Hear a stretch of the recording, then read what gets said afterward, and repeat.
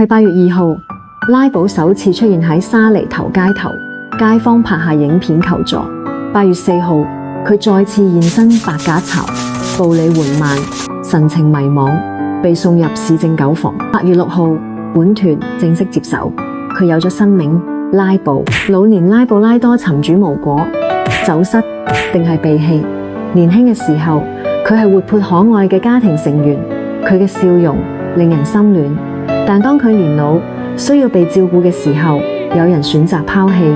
點解狗狗年少時亂尿可以被原諒，但係老狗因病失禁卻被嫌棄？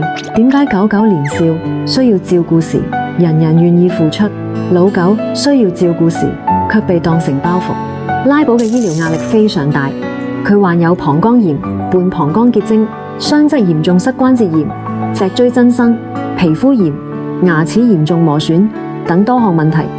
拉寶需要長期接受治療，每日服藥，配合護理，但係更需要嘅係不離不棄嘅承諾。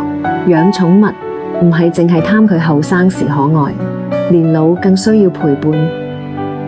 支持助養計劃，為拉寶同更多毛孩能夠安享晚年。